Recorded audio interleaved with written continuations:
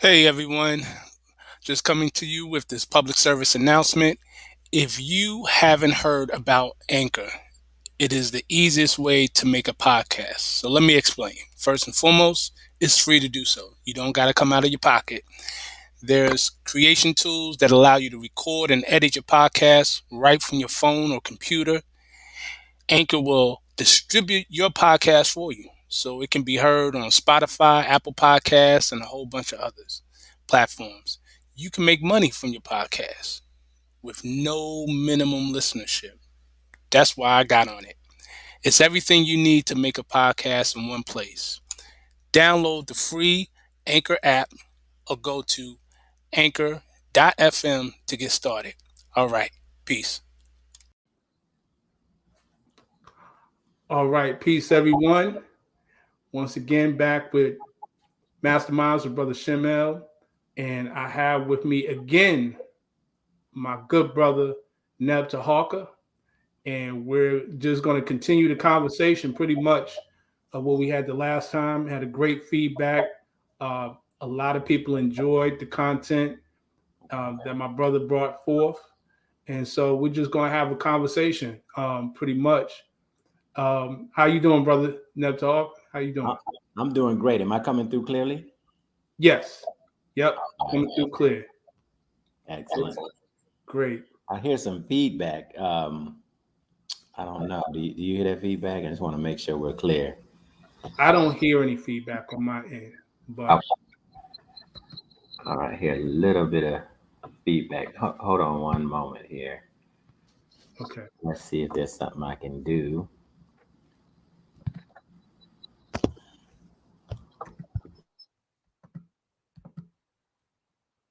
All right.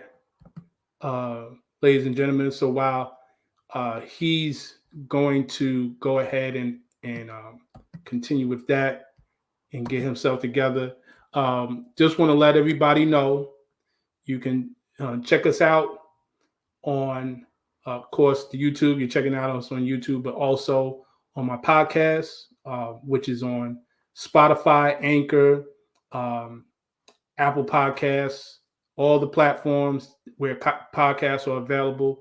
You're able to check us out and definitely go to my website, shemel.com. That's SHEM-EL.com. And that is where you can get these as well. And also check out my books, check out my other content. Definitely a wealth of information there. So I got Neb Teharka back. Neb. Okay. Great, brother. So from our last conversation that we had, you mentioned a lot of things dealing with the cosmic consciousness, cosmic memory, the 7 different realms of that. And we had opened up the end of the conversation for questions. And initially, no one had any questions, but I happened to notice, like right as we were ending, someone asked a question in reference to where's the origin of this information, meaning like what geographical location is it? Ancient Egyptian? Is it, is it here in this country? Is it, where does the source of a lot of this knowledge come from? So you can start. That's a good question. I think it's various locations because we can trace it back to Central Africa. However, this came mainly from the Olmec cosmology. A lot of the cosmic memory in terms of how it was put together, but we can go back even further to the Dogon. And so with the Dogon, all are related. The Olmec, the Dogon are related and ancient Kemet. And so as we look at this, we're seeing a lot of similarities in a lot of what was expressed, and we're able to, hone in on those areas. So I would say the origin is, I don't have a pinpoint one or the other, but I see this pretty active in quite a few of our ancestors and indigenous tribes in terms of how they looked at the cosmos. Okay, definitely. So for those who may be unfamiliar with those two civilizations, cultures that you mentioned, Hmm. Olmec and the Dogon, Yeah, if you would have to just give a brief um, overview of those societies and what they contribute with it. absolutely. Yeah, so the Olmecs are said to be the original Mexicans. And so, they were of African descent, of course. And if you look, they're the ones that have the big heads that they found, the big granite heads that they found that were so big that you could not ignore that, not just the heads, but what they looked like, the big nose. So it was clearly that they were African and African people.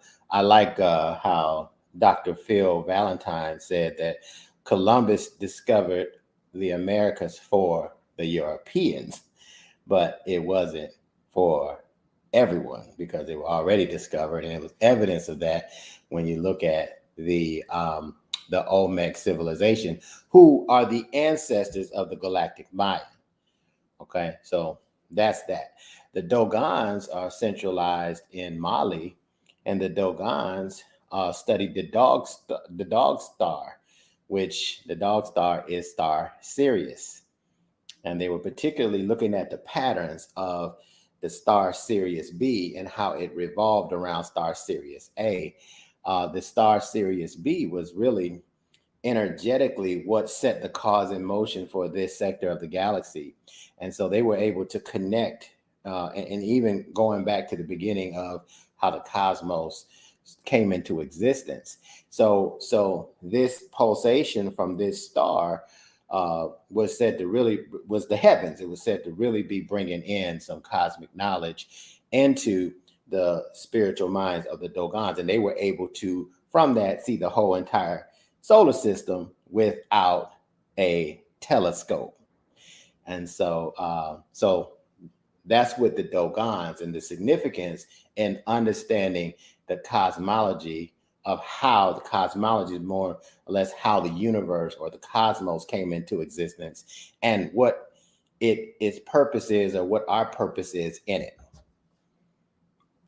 Absolutely, brother. And I'm glad you mentioned about the Dogon. That's one of the things I've mentioned in my book. One of my books, Yeah. Who is Elohim?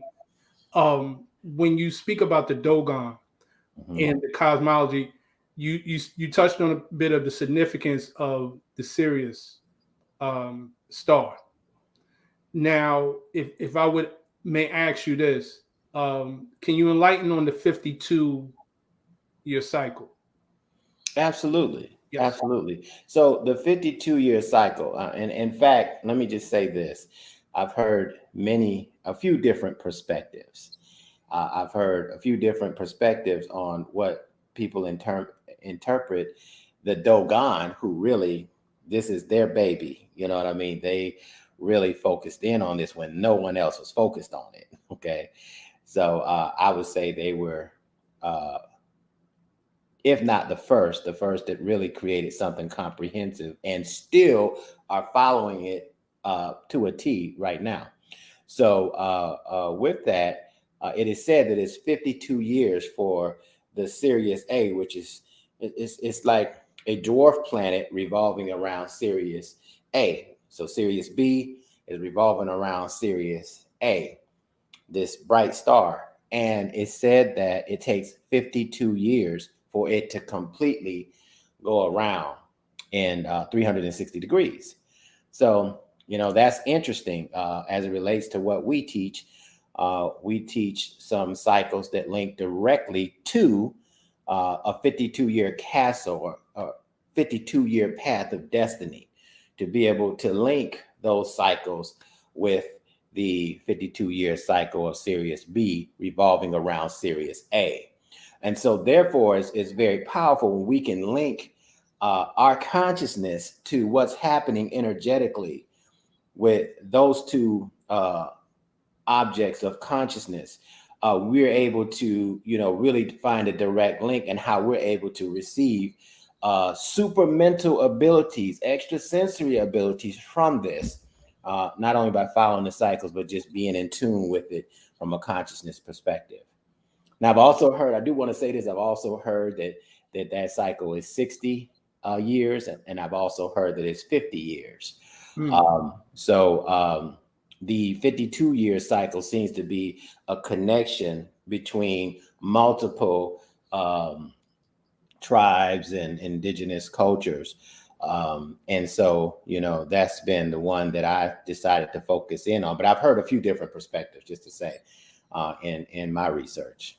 Absolutely. And it's interesting you said that it seems to be common, because I had a brother who came on our show, good brother Eric Munjin Bay, and he spoke about cycles, and something that is taught by the Rosicrucian orders is the aspect of the 52-day cycles that take place, where they base their cycles basically from the time you're born, which is really we know the history of the Rosicrucians. They took it from melanated people. They took it from us. Right. But they also used the 52 aspect of that. So I think that was interesting, which is why I wanted to ask you that. Got a question from Sister Jean. Let me see if it show up here. Yeah. So does that mean they use more than 20% of their brains? So I'll let you answer that. Who, the Dogon? Yes. Is he talking about the Dogon? Yes. I couldn't calculate that, but I would say that probably so. That I don't have an exact calculation on how much of their brain that they were able to effectively use and integrate into their experience on the material plane. But I will say that I can tell you that the Dogon are the true gods of the Matrix. In other words, in fact, I'll tell you this, Brother Shem, and that's a good question. I'm gonna circle back to it. We're coming up with a 10-day meditation and knowledge workshop starting September 1st, right? And it's on 10 of the 52 portals that we operate from the sacred cycle. And I'm bringing this up because it was a massive download that came probably about 2 weeks ago, talking about gods in the matrix. We're gods in the matrix. The Dogon were gods of the matrix. So I would have to think that they were using more than 10% of their brain, because their brain was the technology. And so one of the things that we've discovered, the more technology that we have to use, I would say it will reduce our capacity to expand our consciousness and think, because we're operating through an artificial medium. So to answer that question, I couldn't say if it was more than 20%. It might be more than 40%. But I can say that I bet you it was more than 10% for sure. So that's my answer to that question. Absolutely. And so you made definitely, I like the way you said it. We being gods in the matrix and they're gods of the matrix. Mm-hmm. So what is the transition, or is there a transition from being a god in the matrix, just to your point, since you mentioned that? Oh, absolutely. One comes with the cycles and the ages, because we got to think about, Brother Shem, that consciousness is ever present through all dimensions, right? Mm-hmm. And so our brain is an instrument that gives us access to process consciousness, depending on, how our neurons are able to interact with this consciousness and process it. So if we are operating on linear constructs, then we are blocking the multidimensionality to receive that knowledge that way. And someone else is unblocked because they have more of a multidimensional paradigm in terms of their consciousness. They'll be able to receive different knowledge and be able to consciously operate at different levels than someone with a linear perception would not. Mm-hmm. Does that make sense what I'm saying? Yes, absolutely.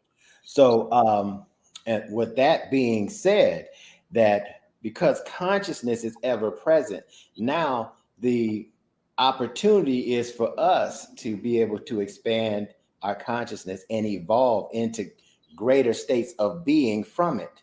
So there is a transition. There is a couple things that we talk about, the biosphere, noosphere transition, because we're moving from the information age into the telepathic age of knowing. This is all consciousness. This is all part of how a perspective, you know, I won't say as an absolute, because I'm not here to debate or share absolute truths. However, I can say a very compelling perspective is that we are able, when the Sirius A and our sun were the closest they've been in 26,000 years, that was in 2012, there was a transmission taking place, right, through energy and light from this Sirius B into our sun, which provides light and helps create life on our planet, right? And so with that taking place, that was like the dawn of a new era, a new cycle, a new 26,000 year cycle. And so now when you fast forward here, we're going on 10 years ahead.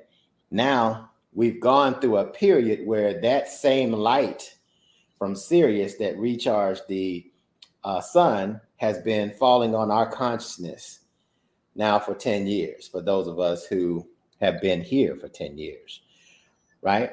And so when you look at it like that, something's been happening in consciousness, something's been happening in society. If you study the sunspots and their cycles from 2012 till now, you'll see an interesting pattern. Just a couple of years ago, there were very little sunspots for a couple of years. And like 70% of the year were no sunspots. Well, you might say, well, Teharka, what does that mean? Well, what that means is the less sunspots, the more it weakens, watch this, the more it weakens the magnetic field of the earth, which protects the earth from asteroids coming in and different things coming in to impact the planet, right? So the weaker that is, the concern is that we're now vulnerable to some of the objects in space that can reach the earth. And so with that, now if you think about it, what is going to replace that magnetic field, brother? Fundamentally, it's going to be go ahead. Have to be those who are magnetic. The consciousness of the most evolved beings on the planet. And this is what this whole consciousness and evolution is all about. That we are evolving and we are becoming the earth. We're becoming the earth through planetary consciousness. And those who are unwilling are being removed from the planet, in my humble opinion. So now what's happening? So everybody says, well, hey, we got to have everybody on here. Well, I don't agree. We got to have everybody that's in alignment and their consciousness is in alignment. The earth is in a pole shift and it is evolving. It's on an evolutionary trajectory. The sun is in an evolutionary trajectory. All of the star systems and planets are. So what does that mean for us as us being human on the planet? We must evolve too. Right. If we're going to go into the light of consciousness. So that's the transition, that the awareness that this is what's taking place. And there's a conscious decision that, hey, I'm going to evolve with this process. That's the transition. Because there is a process to do it. It doesn't just, all right, now we're all in alignment. Because there's some karmic residue and karmic behavior I hear people talk very little about from this life and past lifetimes is being ignored, that makes us ignorant in many cases, to this particular evolution of consciousness that's taking place right now as we speak. Did I answer your question, brother? Yeah, absolutely. No. You touched a lot. Multidimensional. I like it. I gotta be careful with that. I gotta, I get multidimensional. And I'm like, wait, did I answer the Lydia question? Yeah, absolutely, brother. Right. And so you mentioned a lot about this transition taking place. Now, this is a question I want to ask from the perspective. well, maybe not from the perspective, but it will speak to a lot of people who are everybody. I'm not saying everybody. A lot of people are of different faiths, spiritual systems, etc. So we know a lot of times in many of these modalities, they speak about a certain end or a climatic change, if you will. Some would call it rapture, what have you, Armageddon, what have you. We all heard that saying from my grandmother. We're living in the last days, baby. Right. That type of thing, and we know that cycles end and cycles rise and fall. Yeah. So, how do you, or is it possible to communicate an understanding to people who are more exoteric in their understanding of these systems, right? Where they look at it like someone outside of them will be coming, something's coming out the sky, and this is, like the movie thing. Like that's kind of the context of which they're expecting the change to be, as opposed to how you're describing it. How would you explain that to them? Well, I mean, again, these are two different perspectives, and I would call them, right? If I was going to explain it, I would explain it from the two different perspectives. And we have this one perspective, what I would call a third dimensional perspective, where everything that we think is us, or our view of God may be the vast majority of that experience is outside of us, okay, and supporting us from the outside. All right. From a fourth dimensional construct and standpoint, it's both. It's outside and inside. So now, what does that do for our consciousness? What does it do for our consciousness when we are seeing God as an outsider? Mm-hmm. Okay, basically. Right. Now, it doesn't take anything away from the power of Source and the power of God, the power of Allah, or the power of Yahweh, the power of Ra. It doesn't take anything away from it. From my perspective, bringing in this fourth dimension, I think a lot of the religions were taught from third dimensional perspectives, but to also move into the evolution of it as well. As we evolve, you see, the cosmos is evolving as we speak. At one point, the cosmos was one galaxy, right? Now it's hundreds of billions of galaxies. Same thing with us. We just came up with a few cells. The sperm fertilized the ovum, and then now we're walking around with 100 trillion cell cosmology we call a body. Right. Now, I want to ask something to the audience. What is the difference between the cosmology of the body and the cosmos as a series of galaxies? And anybody's willing to ask, but while we're doing that, my answer is none. Gotcha. My answer is none. That it's a mirror image. And it's showing us what's inside of us so that we can use this consciousness to fulfill our purpose here on this planet. Now, we have to determine from what perspective that really is. To some may have a limited perspective of what that is. To others, some people will say that's an overly ambitious, I say micro and macro, right? An overly ambitious perspective that devalues the true nature of God or Allah or all these kind of things. And so that's not what we're debating. But what I love about cosmology, if we can, just as we did with the millionaire sheik, if we can look at the cosmos as the point of unity, we can back into all our different divinations and be able to say, okay, hey, Now these are our practices, but we can all look and study this whole consciousness, and agree to disagree on a lot of different things. But I would ask that question. Another question that I would ask is, what do you see is your purpose? Now, that's a big indicator to determine where your consciousness is.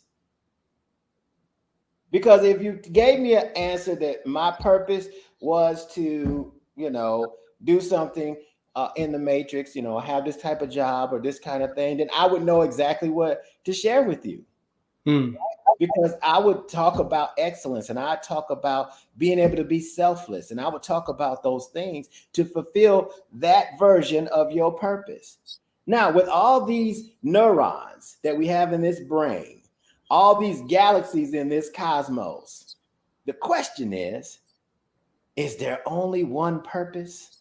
Or if there is one purpose, are there several purposes, millions of purposes linked to that purpose?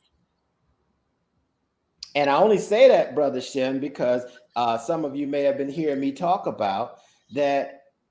What would be the purpose of creating a being to have a body with over 100 million years of knowledge stored in their cerebellum? And here's another question. Why would we only use a portion of that? What would be the purpose for us to only use a portion of it? Probably 1/1,000,000th. There's 100 million years of knowledge stored in our cerebellum. Are we really scratching the surface of what's going on here? Does that really take know thyself to a whole nother level? Right. No matter how proficient we are at our religion, no matter how proficient we are at the cosmos, I can't say in myself or anybody that I know that's scratching on the surface of 50 million years, let alone 100. A million years. I don't know anybody doing 1,000,000 years. Right. Right? Absolutely. And just to add to that, Neb, if I could say, yes, to have that knowledge in your cerebellum, and yet the average physical life span is nowhere near that. To think about that. The one incarnation, we can get into the whole thing about incarnation and all that other stuff, but to think about that to me, and this is my perspective, yes, that speaks to an aspect outside of that third dimension.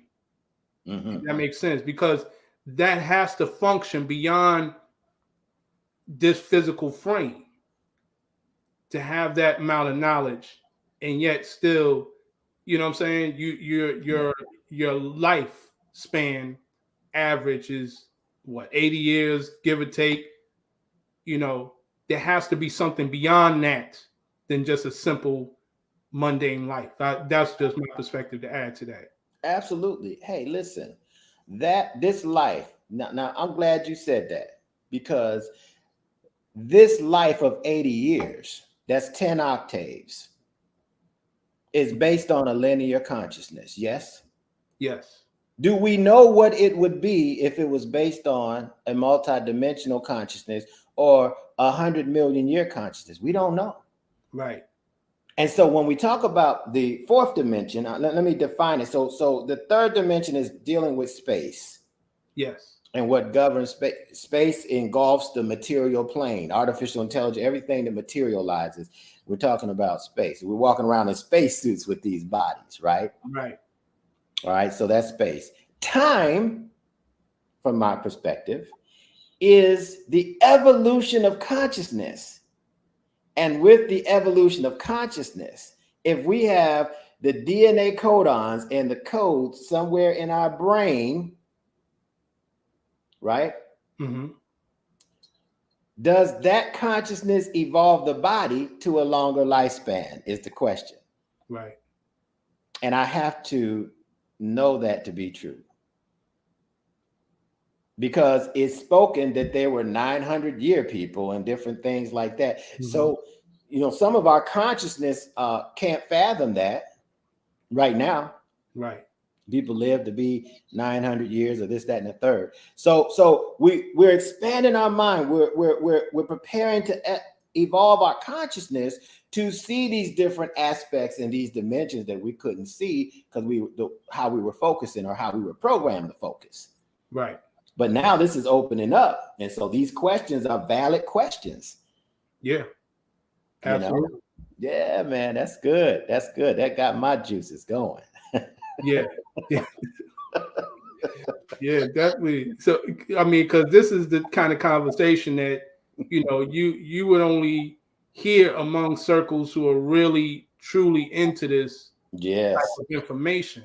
When we speak a lot of these ancient texts, like you said, you've heard, we all heard about the Bible story of Methuselah. You know what I'm saying? Old as Methuselah. Old as Methuselah is the same. Abraham. Right? Yeah. But what did it mean to be that? What did it mean to get to that, to be in that state? Mm-hmm. And to your point, what was the purpose? Exactly. So, yeah. And we can find out through retrocognition because, listen, we are our own limitations, right? When we remove those limitations, we see things we didn't see before. It's almost like when we were a teenager, we couldn't see the things we can see now. Exactly. So what's the difference? The experience and the consciousness. Right. What we're aware of. So let me tell you something. In the linear world, that is slowed down tremendously, and there's a purpose for it.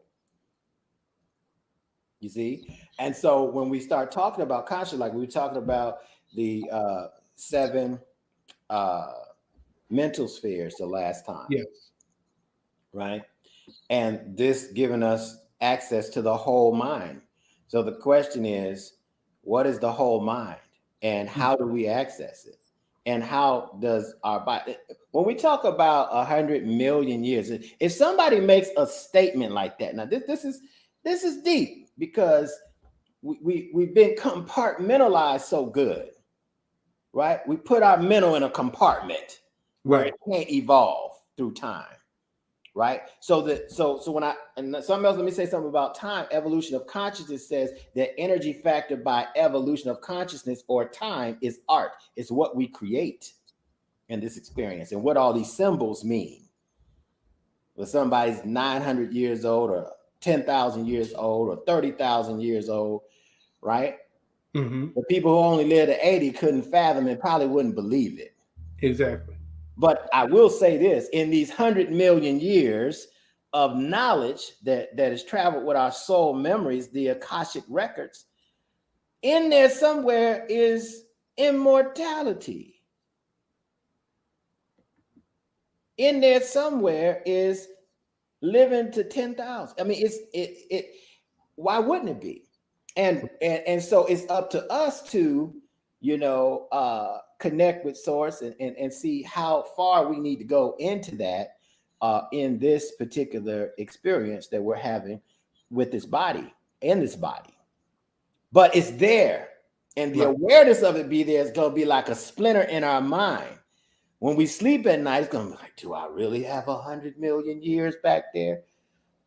Just like the brother, I think, who asked the question, so that mean the Dogon used 20% of their brain? Forget the Dogon. I'm figuring out, not forget them, but I'm just saying, let's shift the focus for a minute. How much of them years am I using? What percentage am I using? Right? Right. That's what's really something to really get us to contemplate and be conscious and aware of and explore that as the new horizon. Because one of the things that you talked about that was key when you asked the question about the religions, about the apocalypse, that can mean many different things. Because if we're talking about the cosmos of the human body, because everything, here's what I love about the cosmos. Everything that we find in the cosmos, we can find it in the body. So there's a correlate, right? Right. And so therefore is this body a cosmic being, is a cosmic being in this body to be aware of the cosmos. And this is part of the journey of remembrance while we're here. Right. And some of us are making that type of ascension, right? So what is the apocalypse? Is that the world gonna come to an end? Is that your world gonna come to an end as you know it? Is that the shedding of your skin, the ending of the karmic cycles that's been created? It can be a lot of different things. And I can say that we have to seek within to find out which best serves us where we are in our own consciousness. Absolutely. Absolutely. Let's see here. Sister Jean says, so it may not be a physical life. So I guess she's referring to what you said earlier about the aspect of the 10,000 years, et cetera, the long life. So I'll let you see. Well, let's tap into the immortal genes of Henrietta Lacks. Right. So I think it speaks to physical and non-physical, that we put a tremendous amount of stress from our karmic behaviors and our lack of being able to move into these higher dimensions consciously, that the body gives out. Right. But if we open up our consciousness and go beyond these limited constructs, the physical life may be immortal as well. It may be able to disappear, it may be able to bilocate, it may be able to time travel. I mean, those are all things that have to be considered when we're talking about consciousness and how people show up on different planets. Because when we talk about physical life, we have to talk about, is this the only planet out of these hundreds of billions of planets that has life on it? Right. We speak as if this is the only planet that has life on it. And all these other galaxies are focusing in, and they're light years away, millions upon millions of light years away. I don't know if we can fathom that, and the speed of light, right? What that really is. Right. What was you was gonna say something, brother? No, and I was saying, just to add on to what you was about to say, also the form of life, which you kind of spoke to when you said the immortal genes of Henrietta Lacks, realizing that you brought it back, and I'm gonna take it back to what you said about how it started with the sperm cell and the egg, right? In reality, both of them are forms of life, intelligence, consciousness, uniting to form another. That's your triad, third part of a consciousness. And then it becomes the one cell and it multiplies, like you said. That is it. When you look at it, it becomes that interconnection of all in one. You know what I'm saying? Like, there's even a connection with us as individual bodies and mind to mind. You know what I'm saying? There's a saying that we say in Moor science, all life is bound by one cord. So if you like, that's to your point. Is there a difference between the body and the cosmos? There's really not. It's the micro and the macro. So if you look at that from that perspective, that evolution, if you will, is always there. So there's even though what we may see, what we, like you said, in the linear aspect, may be viewed as only one form. You know what I'm saying? Like you said, like, I'm Shemel, I look like this, I have this personality, the consciousness is beyond that egoic, you know what I'm saying, persona that we put on. And I think that's what you're speaking to. And you, if that's what you would say, and if you're not saying that, let me know. No, that's right on point. And what I will say along with see, let me say this. There's a lot that doesn't make sense that we don't talk about. Right. We sometimes are the blind leading the deaf. We don't ask certain questions because we know that this is what, the religion, or this is the way of the land. Okay. Mm-hmm. But when I start diving into this and we start looking at, the whole solar system, was there life on any other planet? Right? There's a whole asteroid field out there that resembles, and the story is told that there is a planet that blew up. Mm-hmm. Well, how did it blow up? Did it have life on it? Many people say yes, according to the different stories that's out there, cosmic history stories and different things like that. Are you speaking of Maldek? Maldek, yeah, Maldek. Mm-hmm. Okay, so now what happened? What happened? Okay, so that planet is an asteroid field now that's orbiting the sun just like Earth.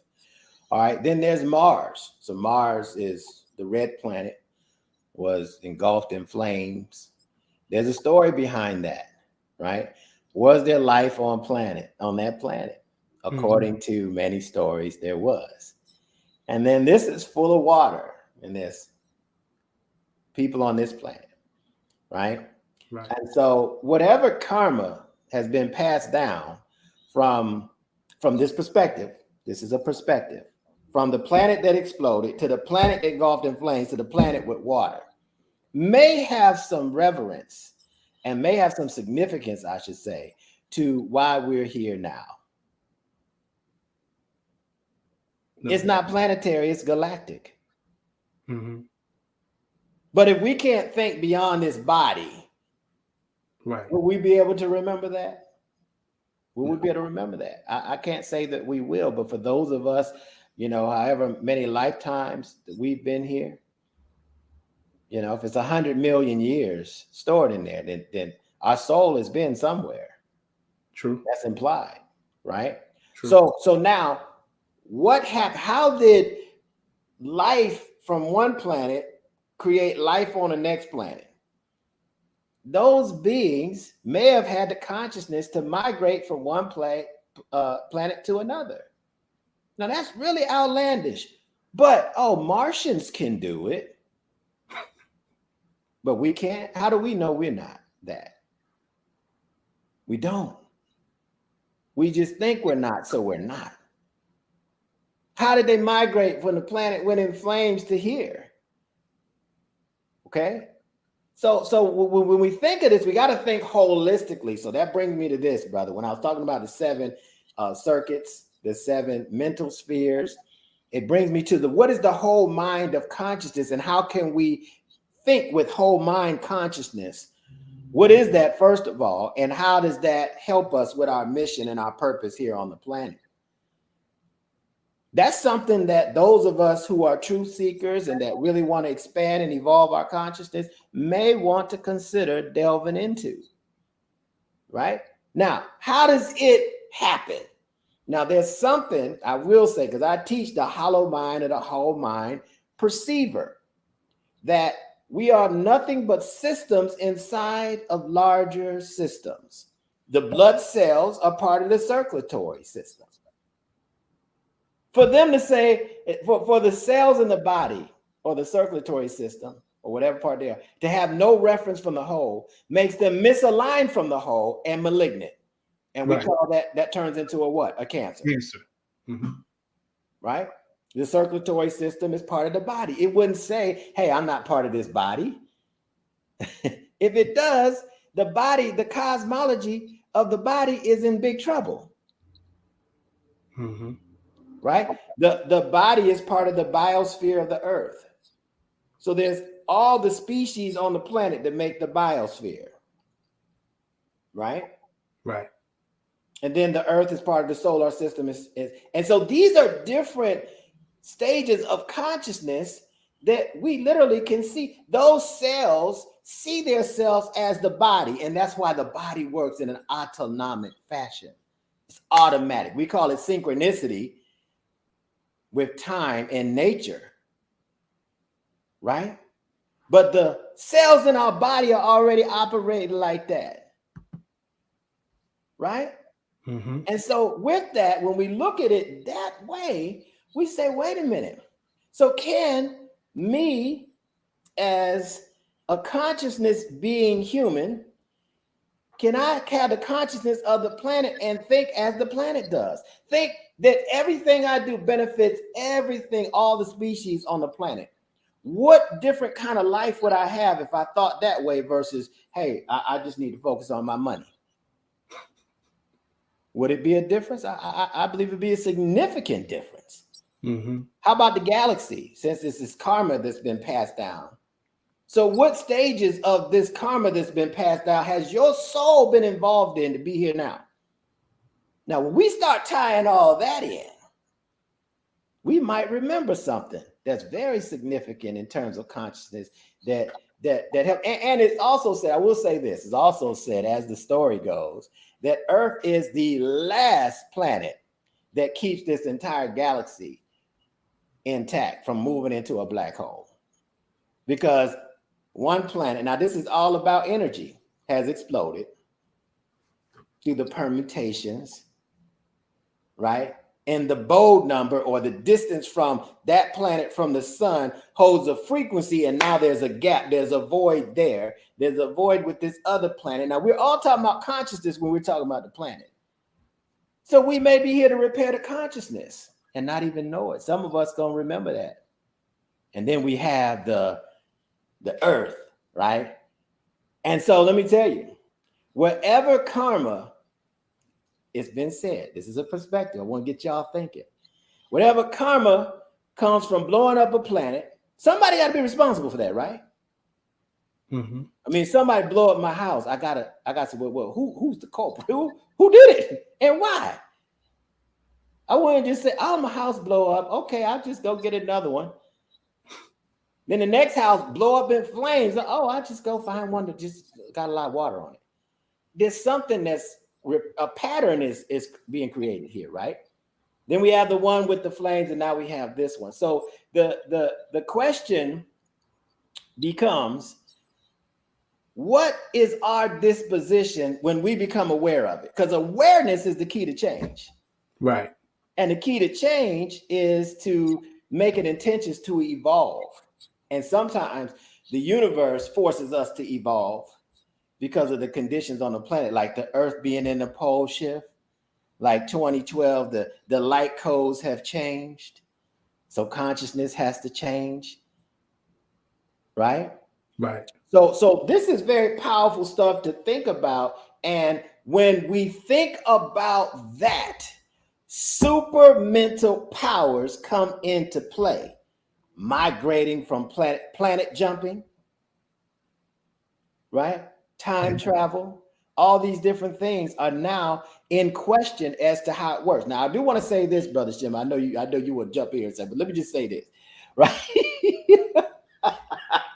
I hope this is stimulating the audience, because these are things, we're not being challenged. Right. Bring out the gifts. Like, right.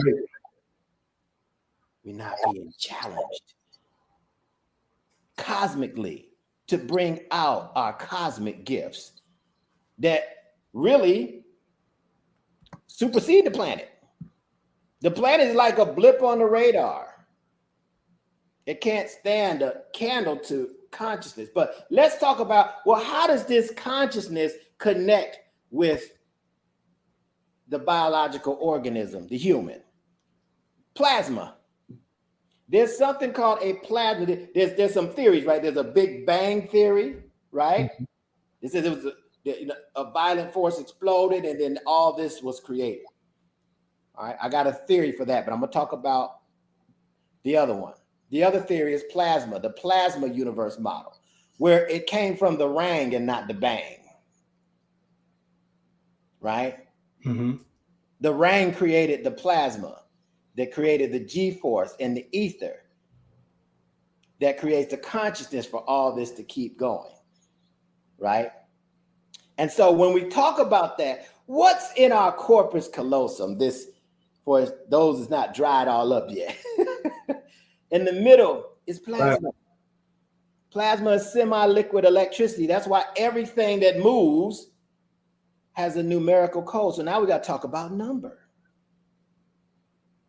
and the great void, 0, right? So it's plasma now. So when we get downloads, so just look at all this plasma, the cosmos, everything we can see and not see, the dark matter, we become aware of it, it downloads into the crown, the 1,000-petal lotus, right? We do these things, we not really know what we're doing. We're just following and say, oh, they're getting some good results. They seem at peace, so I'm going to do it. And this download comes in of plasma to plasma, numerical codes to numerical codes. And that code in that plasma now is what is the purpose of that? It's to help the left and right hemisphere of the brain to communicate. So we got one that's logical, and we got one that is dealing in emotional intelligence and spirituality that connects us to all these different aspects outside the body. So now that's going on, and then there's something else that plasma is in our blood, right? Mm-hmm. So what's in the brain communicates with the blood. There's plasma in cerebral spinal fluid. Yep. That puts our nervous system intact. So when we get the download, Brother Shem, we got to allow it to permeate the corpus callosum. We got to give it time to unblock the code, the DNA codons and everything that's back here in the cerebellum. We got to allow it to come down and upgrade the nervous system. And then we got to allow it in our heart in order to replenish every cell in the body, which I'm told, I've heard a lot of different things, but I've told it's 80 to 90 days. We replenish every cell in the body with this code. This is how you upgrade the body. So this is why consistency is so important and discipline is so important, because if all we do is stay in our mind, it doesn't permeate into the body. It doesn't permeate into the nervous system. And guess what happens to the body? It dies. And we know teacher after teacher after teacher that without upgrading the body to what is received, eventually it's going to be too much light to come in for the body to handle. So it has to move in stages.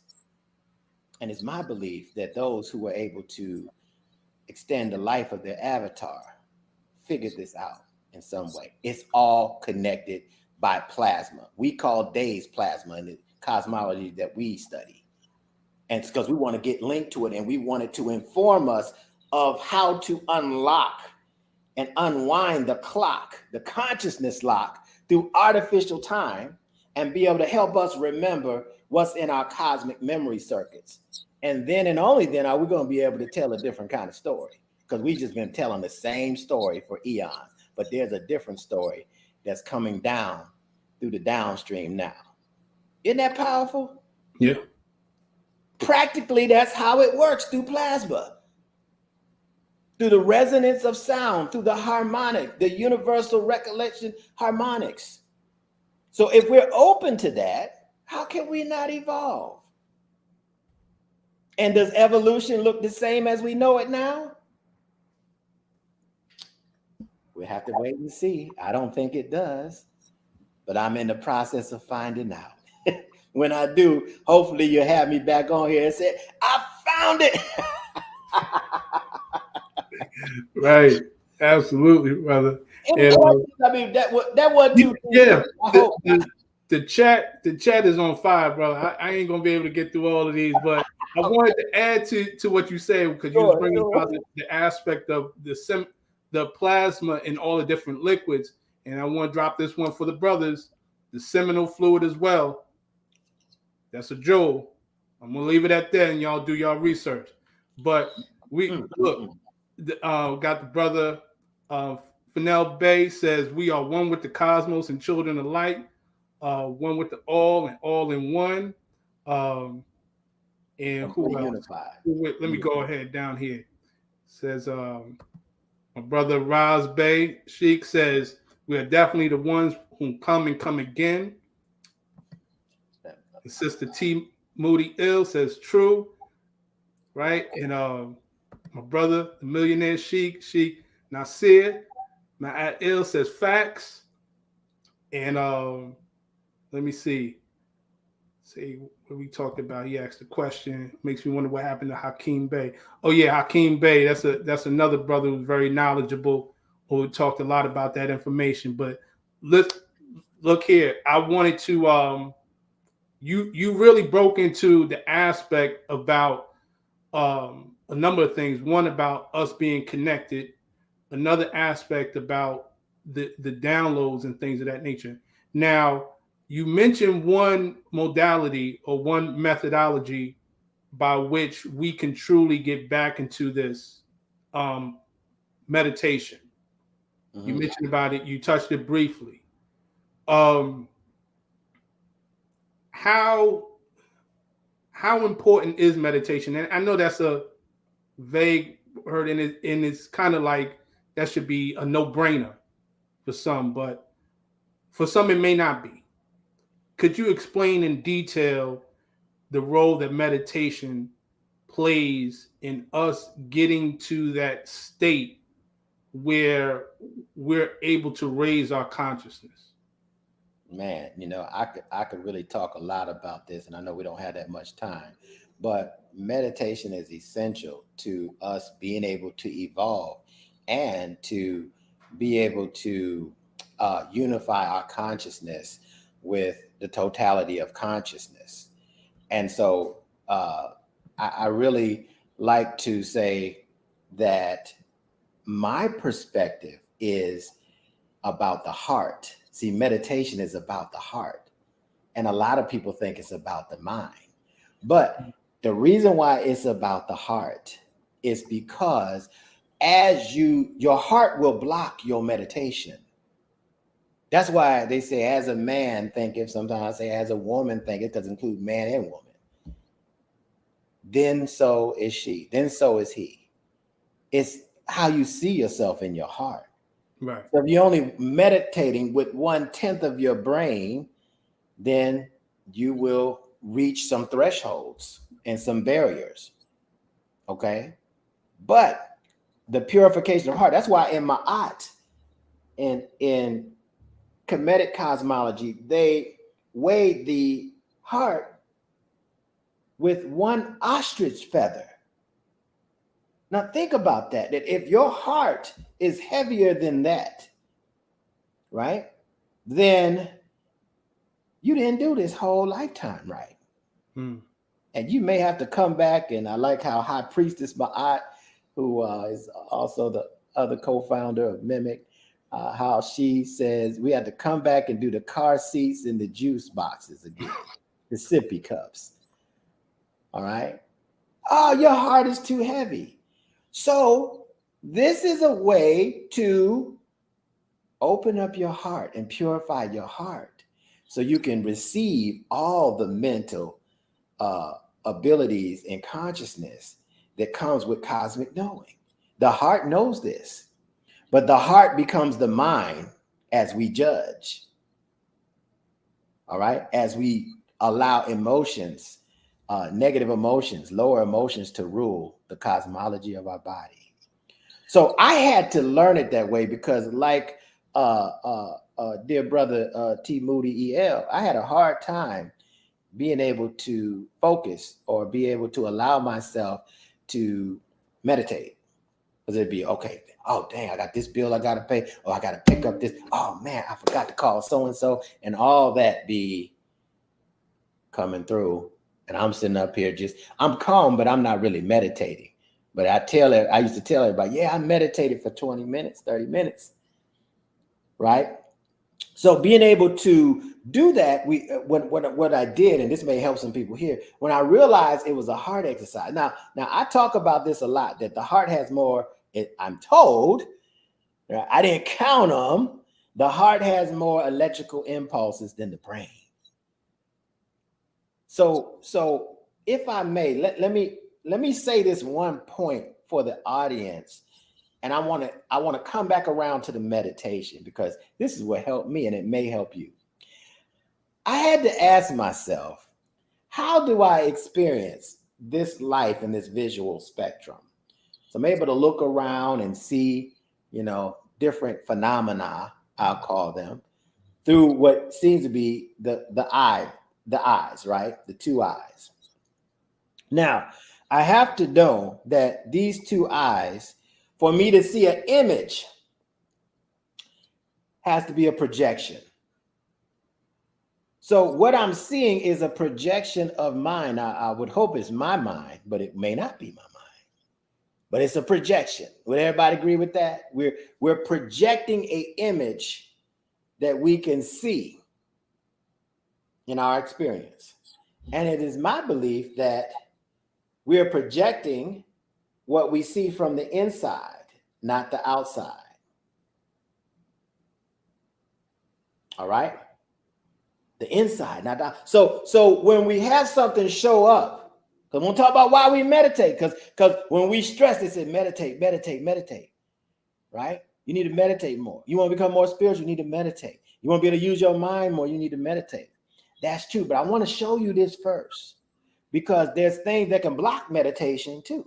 And you could take all the time you want thinking you're meditating and you really in blockage. You know what I mean? You meditating. And no, may not even know it. I was meditating. I was blockages and taking what I was getting from the blockages, and I thought I was really opening up, but I really wasn't. So this is why I'm sharing this story.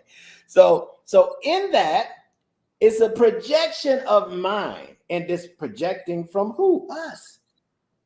So now this is a reflection of what's in our heart. This is a reflection of from what's in.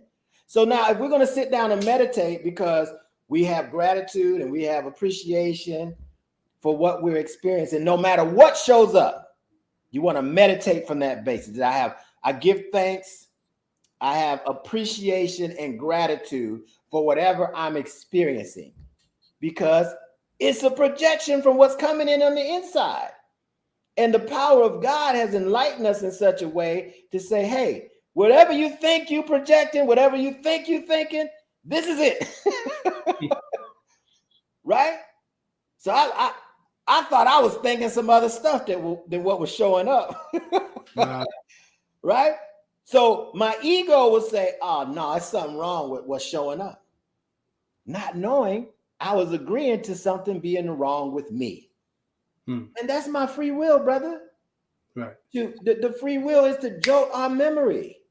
So when I stopped judging what was showing up and giving thanks and saying, so on the surface, I'm thinking this, but there's some deeper things that I hadn't dealt with that's showing up. In order for me to do what I think I want to do, I may have to deal with what's showing up first, because I've been hiding it, repressing it, and suppressing it in my subconscious mind, and judging it in other people, not knowing that I'm judging myself. So now I'm able to say, okay, based on what's showing up, that's not what I was at the forefront of my consciousness. But since it showed up, I know it's in there. Let me address it. Let me align this misaligned being with what I really wanted to focus on. And then let me project now. And when you project the next time, or the time after that, or the time after that, or somewhere down the line, you're going to see a different image in front of you. Right. Because you changed the projection coming from inside of you. Now, with the heart talk and appreciating, now if you're going to try to meditate and you say, all right, I'm going to sit here and meditate, Brother Shem and, Brother Teharka was talking about it. But who the hell think they were cutting me off in traffic yesterday? Who the hell think they were calling my phone at 11 o'clock at night? I'm trying to get some sleep. It's going to disrupt our meditation. Right. How the hell I'm going to pay these bills? I just lost my job. We ain't meditating. We thinking about how we lost, losing our job. Exactly. I want to make that clear. Okay, so when you meditate, the proper way is to give gratitude and appreciation, mean to add value to yourself by self-acceptance, that you are the source and the creator of this image that you're seeing. To think not makes us a victim of circumstance. And so now we got to kind of hope and wish that we're doing everything according to whatever's outside of us is approving, so it will change our image. And that's a thought process too, but that's not one I operate by. I operate by, it's me that's creating this image, and I'm accountable and responsible for it. all my behaviors, and if I don't like what's coming through the imagery, I can change it. Through meditation is how I change it. So it always has to be a purpose. Before I explain meditation, is what is the purpose? The purpose is to make sure my heart is open and my heart is pure and my heart is right. The purpose is to make sure that this image I'm aligning with through my divinity and my purpose. And so now when I meditate, I'm meditating with the totality of consciousness, and my heart is open and my mind is open. Now, how can I not receive the necessary consciousness to align with my divinity? That's the whole point. Once I align with my divinity, the image changes, and I move forward in this process, and I'm at peace, which is a very high calibration. And if I'm able to stay in enlightenment, pure consciousness, then that means that just my presence is meditation. I become meditation everywhere I go, and everybody's vibration raises because of it. Ashe? Ashe. Well, but we got Womb Evolution. We know who that is. Shout out to the sister. High priestess. High priestess was stuck in here. You know, she sent me telepathic stuff. You know, she gotta give High priestess a shout out. You know, she's been so supportive of Neb Teharka for 6 years now, and so that sister's on fire, man. I tell you. Absolutely. Wait till you hear her. You wait till you get her on here. Oh man, look. I'll be front and center taking notes because I know she's squirming right now. She's like, "Oh, let me get on here and say something now." Because we ain't even got to the female reproduction system, the universal uterus, and how it operates with all of this. So believe me, she doing this. She rocking right now. You have to get strapped to your seat. Absolutely. Look, I'm loving it. I'm loving it. She said, "Open my mic. Come on, let me in." We got you. Look, right? Always, brother. It's a pleasure building with you. I mean, you talk. You drop the mic, lit it on fire. You know what I'm saying? Shut the stage down. I love it, man. I know everybody else is really appreciative of this. For everyone, again, how can they get in touch with you and what you're doing? How can they reach you? You know, it's best to email me, believe it or not. I know that might be primitive for some of y'all, but it's best to email me because I really take time with the emails. I'm real quick, like with text and chat and all kind of stuff on the social platforms. But you can find me on IG. I will say this, IG at lowercase Neb, Neb _Teharka. Somebody can put that in the chat for me. Neb _Teharka, all lowercase on IG. And the same thing on Facebook. My email is bluestorm@melanatedimmortals.com.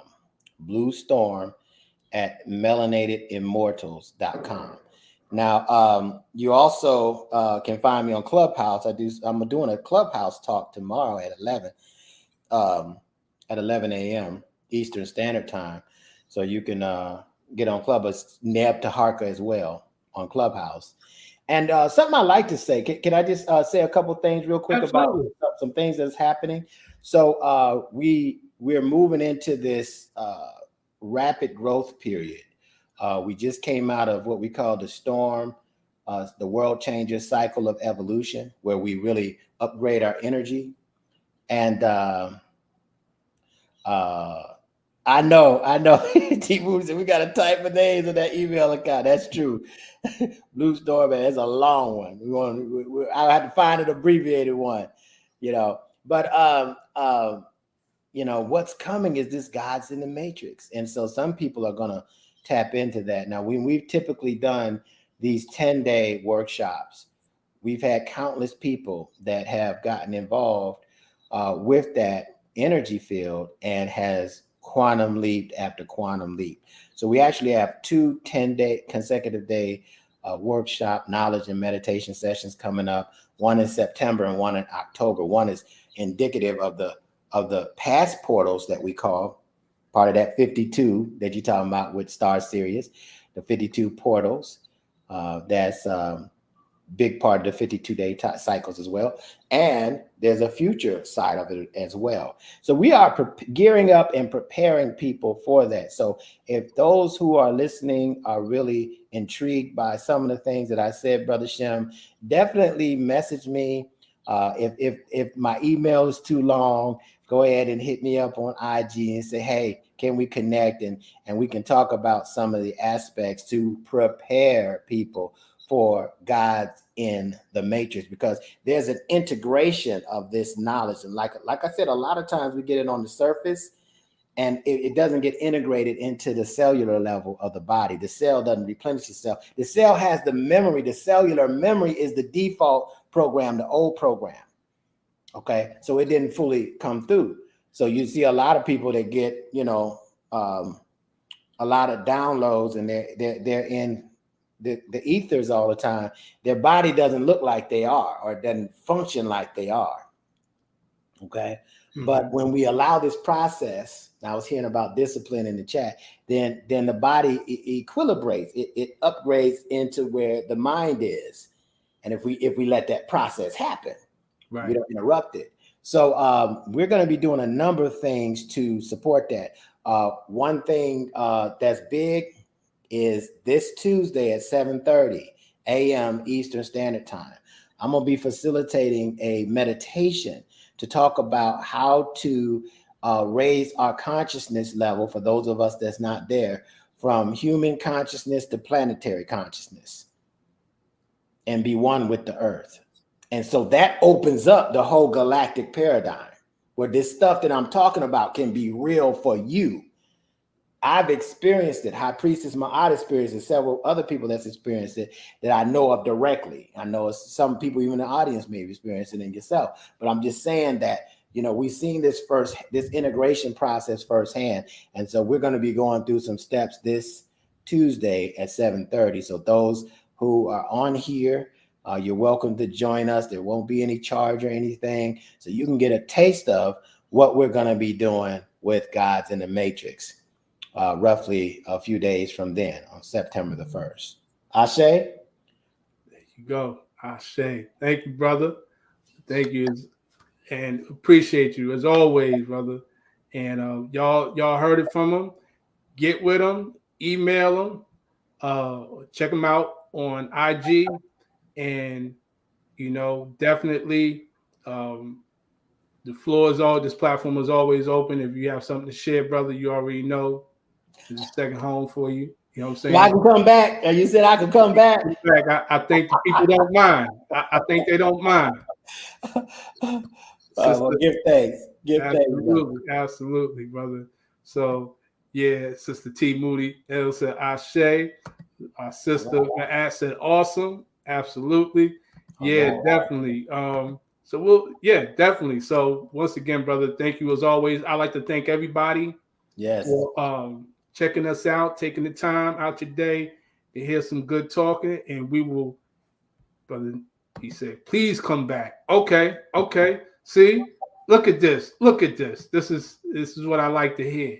You know what I'm saying? Request for the line. Now, all right. I'm on. We gotta make it happen, brother. So everyone, until next time, peace and love. Peace.